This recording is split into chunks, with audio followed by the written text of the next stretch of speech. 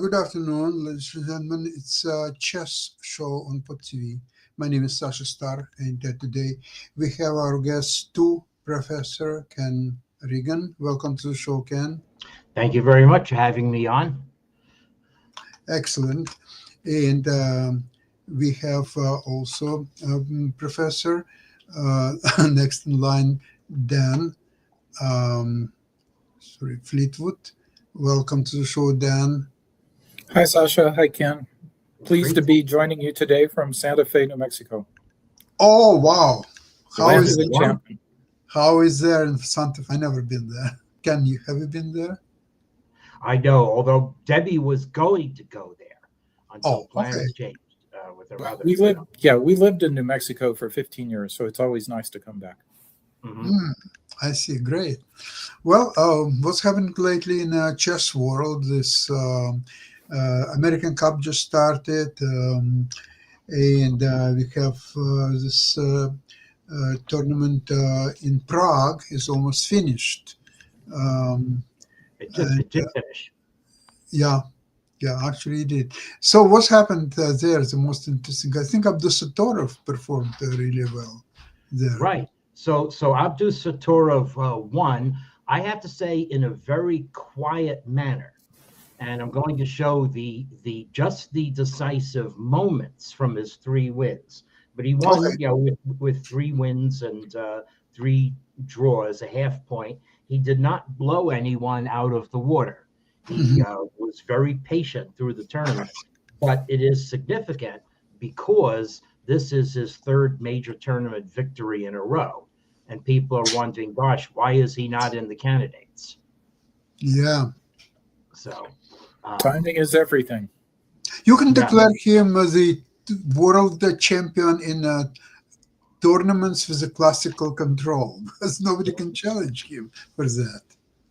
Yeah, well, the world champion in everything generally is coming back to classical tournaments with standard control. Magnus Carlsen is playing in the TP Sigma tournament in May, so everyone's been happy about that.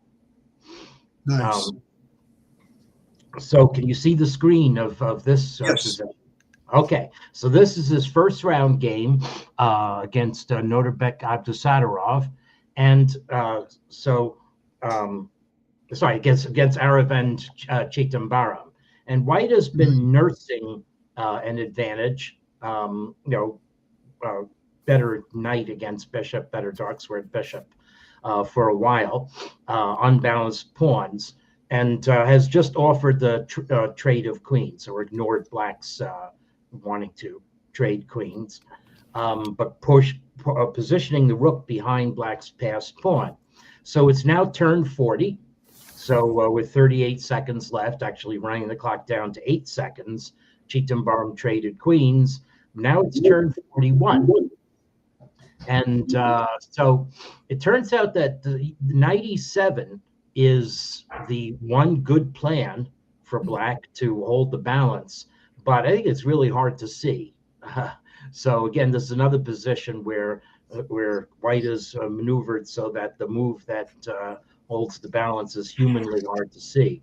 Instead, I don't know what Chidambaram was dreaming about here.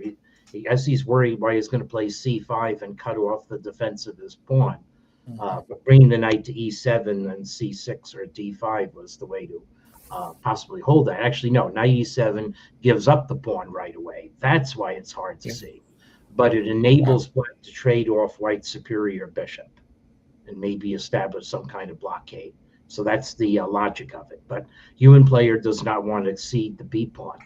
So Black overprotects the b pawn, maybe thinking, okay, now I can maybe get knight e7 in or something like that, especially in response to White's playing h5, because otherwise the knight would have to go to oblivion on h8. But now White simply plays rook b8, and this can now be judged to be winning because Black is very much tied down. And in fact, Black gave up the pawn, trying to trade pawns, c4. White just goes about business with h5, and now bishop d6, and Black is pinned. And cannot really avoid the loss of material for long. White's rook is positioned behind black's pawn, so it's not going anywhere, whereas white's c1 has definite plans. And so white just chomps it off, and now it's pretty easy to see that this is a winning position for white. But Abdusattorov plays very accurately. So you can give away half your advantage by trading on f8 or by just leaving the bishop on d6. But Abdusattorov presses his advantage by knocking out black's knight while it can't take it. And then now white's pawn is advanced more. And this is, again, very accurate play. Now we're going to play rook e7 at some point, maybe. And white just plays, and he has rook e7, and this is now winning more material. And at this point, with the writing firmly on the wall, Chithambaram gave up. So, so one winning moment. Then the key winning moment against the world champion. So at this point, the four games that finished had already been decisive. And I thought actually in this position that white had some winning chances. Pressure, a6 is a bit loose.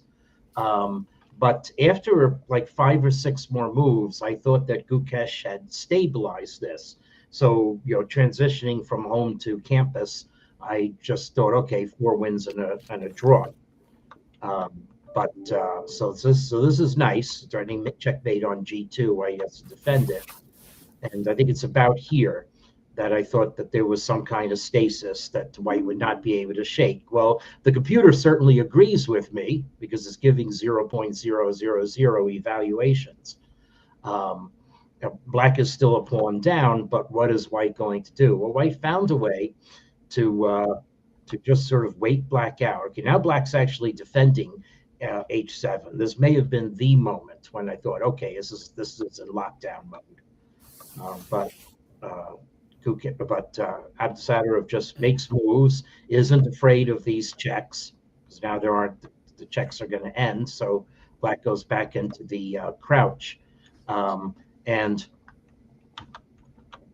Okay, so this it's a good move, and actually we're starting to get into the range of one mistake, because that's the queen g6 is the only move to keep the balance according to the engine.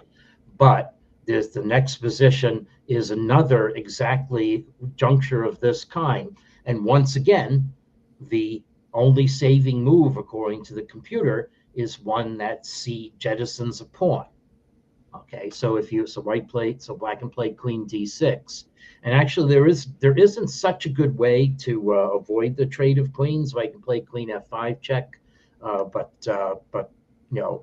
it actually after in this position here, there isn't much better for white to do than bring the queen back to e5, so or allow black to trade. So a move like queen f6 just allows queen d8 exchanging queens. So white's queen queen at8 check, the same thing. Queen g5 check, the same thing. Queen h5 just looks bad. There aren't squares for the queen. You can bring it back to d3, but then black is going to get some useful checks in. So anyway, but black did not do that. So it's the only move to hold, but black thought, well, I've got my fortress, I can keep it and play to e7. But now comes a really brilliant theme for white. Okay, taking advantage of the fact that it's a checkmate on c7, g6, and there's no way black can stop what is coming. G7, g5, and then g6, making a pass pawn. And right here, Gukesh resigned on the spot. Wow. So sudden collapse and 5 decisive games in one round at the Masters level. Yeah, Gukesh seemed to have 3 or 4 of those moments in the tournament. Yeah. Yes, they're asking when was the last time the reigning world champion finished clear last in the tournament.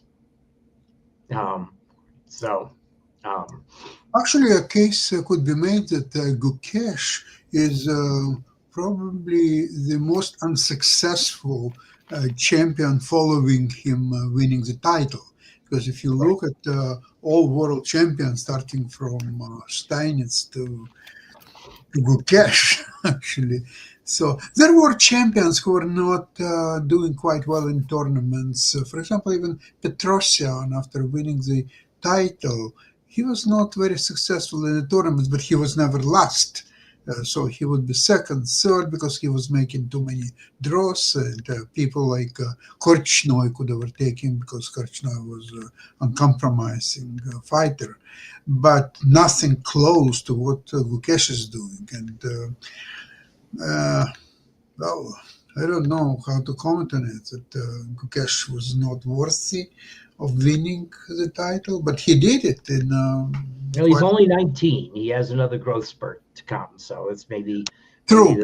maybe Maybe that's the case because there was not such a young champion as a 19. My screening scores. I've been screening this tournament. In fact, I had to send the final report right after we get off. Indicate he's playing around 2600 level. Wow.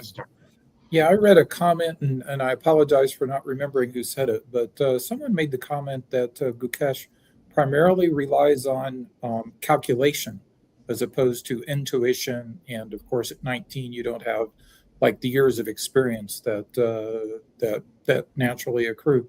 And the comment was that when you rely primarily on calculation, when you're out of form, it's really hard to when you're out of form, it really shows up. So it's possible that some of my results corroborate that. I mean, 2600. That's extraordinary.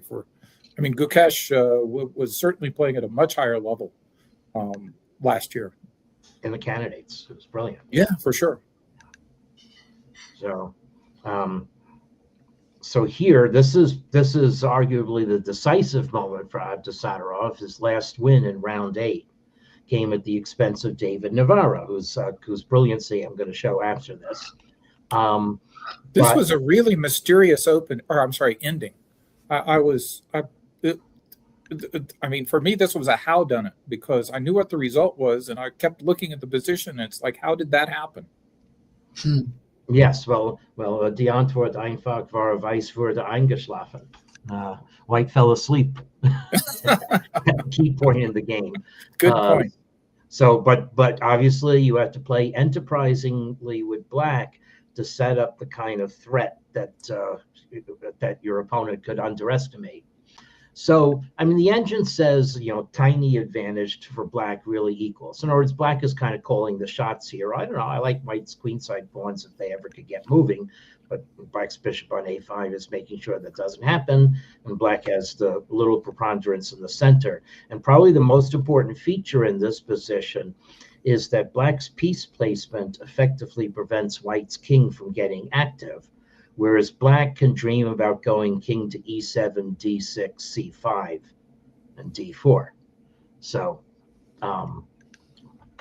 anyway, White begins trying to get better activity, but White can also be tied down. The a pawn is weak. So so this is interesting.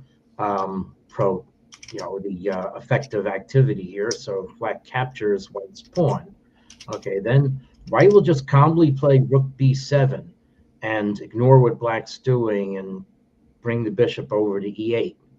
Okay, so it's a hard thing to defend against. I mean, Black can get a position like this, and now if White goes bishop e8, Black either has to station the rook on an awkward square or allow trade into a dead drawn bishop's opposite colors ending. So anyway, so it's good judgment by Navarro there, unfortunately costing most of the lump sum at turn. He's now down to 5.5 minutes, costing most of the lump sum. So Black anyway did not capture the pawn. Black played king f5, and now White comes behind. Black just decides to repeat the position and realizes, well, I can't bring my king around the way I want to, so I'm just going to exchange pawn, make my f pawn mobile, and now really threaten the a pawn for real. So White decided to defend it, and now Black takes a little more of the center, and so this is a very portentous decision by White. Right. I would have actually played rook c2 in a heartbeat. Again, Mhm. technically sacrificing a pawn, but easily drawn bishop opposite colors ending. So I guess what white didn't like was, well, this move is a little bit bad. Gives black a certain positional advantage with rook f2 mate, and you don't want to put the king off to the side. So it is a little dilemma. But white sowed the seeds of defeat by playing the bishop in front, and probably not sensing the danger in this position. And then Navarra thought, okay, when under pressure, trade pawns. So play g4 and just overlook the Ouch. import of this move. Yes. So the import of this move is, whoops, lion closes its head on your mouth on your head, and white is losing his bishop. So white doesn't even get 2 pawns for it. White is hoping forlornly to trade off all the pawns. Okay, and gets this far.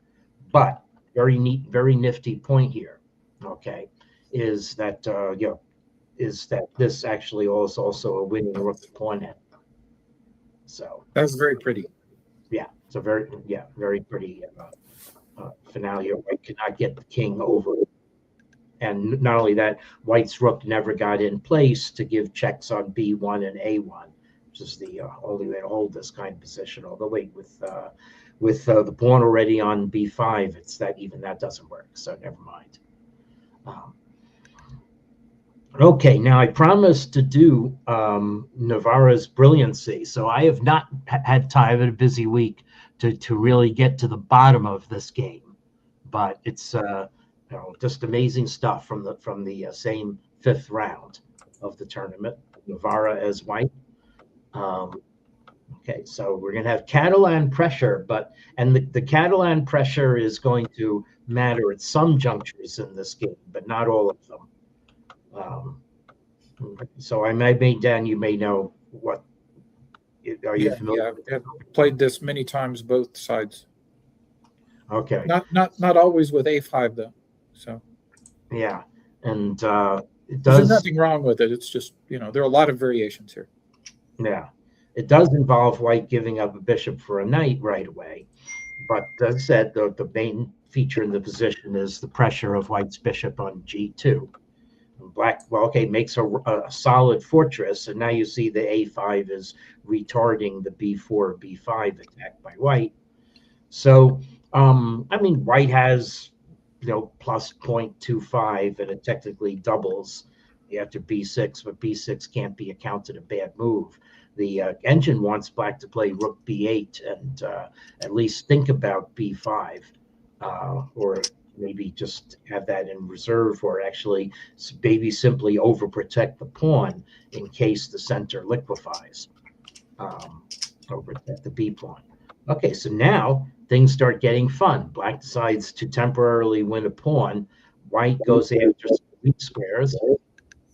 Okay, so white recovered the pawn and now has a nice center. So what is black going to do to counteract this? And Yakuboyev played a slow plan, just positioning pieces, and white decides to now. This is making some air on the king side for white's pieces. In particular, the queen lift, queen e4 to g4 is something to take into account. And white instead uses the e4 square with the knight. And now the one misstep that black makes, although not ultimately the losing move, I think. So now white is threatening the queen lift and to g4 in a different way, and is perfectly happy giving away the pawn on a2. And now this may be the losing moment. Yakuboyev decides to take it. Okay, rather than give the king some air on the king side. So knight takes a2. All right, show me what you got. And okay, so now. So it turns out there's one best order of moves to play for white. So so queen h5, any other move, queen g4, allows black's knight to return to the game and cover f6. So white comes in right away. Okay, now black can't afford to take with the g pawn, because then queen g4 check and queen f4, and the fact of the bishop coming into e4 sets up attacks that black can't defend. Okay, so the question is, how much of a bone in the throat is white's pawn on f6? Okay, we don't want to take it and ruin the king side, so black brings the queen back to defense. And so it's a little ragged, but it doesn't look bad. Black's still a pawn ahead, and black will bring a piece to d5. It looks pretty solid.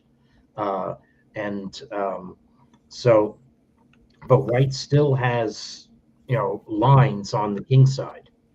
And black decides, well, I'm going to have to bring my queen to g5 or something like that. So let's defend my extra pawn on a5. And just we'll jettison the one on e6, but now we've driven white back a little bit. Okay, so at this point, it doesn't look as bad for black as the engine says it is, to my mind. To my mind, especially if black played rook a7 here, black's position has some basic cohesion to it. But black played bishop d7, understandable move, guarding c6, but maybe making d5 more powerful for white. And now, yes. So this is maybe what Yakuboev overlooked. And he wasn't down to time pressure yet, really. But so queen takes b5, so black takes, white forks the king and queen. Okay, well, black can counterattack, though. So there's a lot of cut and thrust, and this is really the amazing move. Holy cow! Yes, and if white doesn't play it, so for instance, if white just robotically plays rook c1, then knight takes e3 is just winning for black. So actually, black probably saw knight take queen takes b5 and thought that knight c2 was an effective counter. So the amazing move is this one. Oh my God! Yeah, okay. That's very, very clever. Yeah. So now, I mean, we have to count how many pieces are on prise when this happens. So we have to take a look, and the reality is actually that if black captures white's rook, black is temporarily the exchange up, but white is going to recover the exchange by pushing the c pawn at least. And black's position will be in bad disarray. I mean, we can see how. I only get into positions like this in blitz, and then only by accident. Yeah. So knight b3. So the problem isn't so much that white is recovering the exchange; it's that black is not going to get white's c pawn for it. Right. Okay. So this is just lost. That was very pretty. Yeah. Well, okay. So maybe, not again, I wouldn't call this super time pressure. So it turns out that here white should press his luck and play d6. But this is, incredible. It's very difficult to calculate that everything is still working here tempo-wise, because white's going to have, the rook is still on prise, but it does. And the point is that white captures the queen, and now black's rook is on prise as well. And actually, black will come out a piece down from this fracas. So instead of our quite understandably queen c7, which doesn't give away all the advantage, but gives away some of it, and